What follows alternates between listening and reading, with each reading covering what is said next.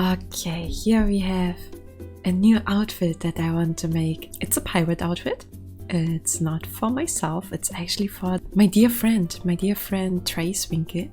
Definitely check her out. I'm gonna link her in the description. I start with making the outlines, form the dress in a way I want it to be. As you can see, I also streamed it at the start. I switched between stream and off stream for this dress. I did a bit on stream, yeah, a bit off stream. And I also switched between Vroid Studios and Clip Studio from time to time. Here I am on Clip Studio. I draw out all the lines that I made in Vroid Studio. And yeah, just fill in all the colors.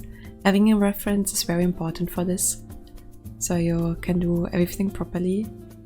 Here I also drew out the ruffles a bit more, so they are not as messy. I also really like to use the dress texture from Vroid Studios just to see where my shadows belong. Sometimes it helps, sometimes it doesn't. Because this dress is also very wide and ruffly, I had to put in my own shadows as well. Here I put in some lines, some golden lines, and the red back piece. And yes, here is a bit of lace.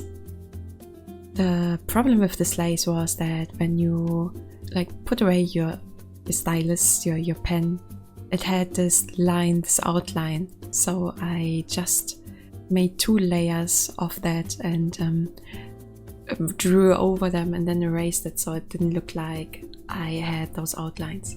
And here I just clean up the ruffles a bit more and put some shadows. Oh yeah, here I drew. I sometimes forget to change to change the scene. So yeah, here I put in some highlights, some pattern on the dress and some shadows. It's not like cotton. Yeah, every fabric has its own texture, and you kind of want to do that on Vroid. It's very important to do that on Vroid, especially because otherwise the patterns look very flat. The texture should look very flat, and that's not what you want. I also have these outlines, they sparkle, and you can get that effect by use a darker color, use the spray tool. You spray the darker color on, then the mid-tone, and then the highlight, and then it looks like it's sparkling. I really like the effect, actually, how it turned out. I do this on 2 parts. It's one on the golden outlines on the top, and on those other golden lines, they are both having different hues. So yeah, also different highlights and a different shadow. The ruffles here, I actually cut a part out of them because the first highlight and shadows didn't look that great, but now they do, and I'm actually really proud how they turned out.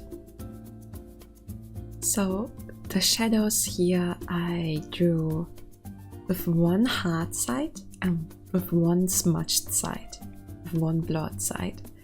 And with that you get this, I guess, semi-realistic effect of shadows. Because often there is one hard side and one, yeah, blurred out side. Here I forgot to record a bit of a part. You see, because this dress is like, yeah, roughly, right? It's not straight. It's very roughly on the waist. I drew a bit over it and made it look like it's not, like I said, straight in the middle, but like the fabric is overlapping. Just putting in shadows so it looks more realistic, obviously. And yeah, also put in a bit of texture on the top. And here I saw later on that on the black part there's also this golden outline still. Here I make some accessories like on the dress. It had these buttons and chains. The chains I didn't do myself. I downloaded a pattern from Clip Studio Paint. You can do that. Just look around. There are a lot of free patterns as well. And it really helps with the work. It really helps. This is a brush, I think is a color, right? On top of the chest. And I just took a PNG for that from Google. And I'm just changing it so it fits better for the dress. I also make it a bit more sparkly with the technique I already explained. And fill in everything, give it a bit of shadows, highlights. I actually really like how it turned out. It can always be better, of course, but it's very important that you like the work that you do. That's the most important. And here it goes.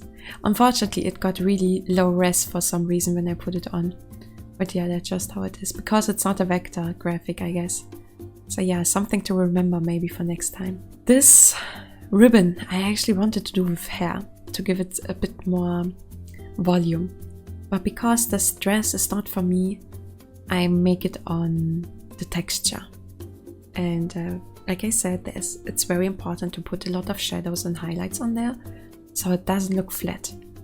And I also think that looks really good. The dress is not done.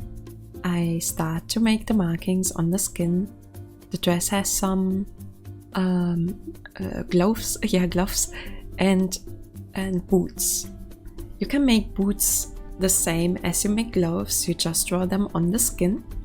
Or if those are wider boots, if those are wider boots, you can also use the pants and just cut them down like I did here. They also have a bit of volume, like the creases in them. So that's very good, because yeah, most boots are not tight, right, on the skin. So that looks really good, in my opinion at least. You have to do some cleanup work with those, because sometimes your skin is clipping through them. But you can just do that by erasing the skin below the boots. I also, because I don't know the skin color, yeah, of my client, you could say, of my friendo, I made this on a different layer. So I erased all the skin, so just the boots and gloves are there.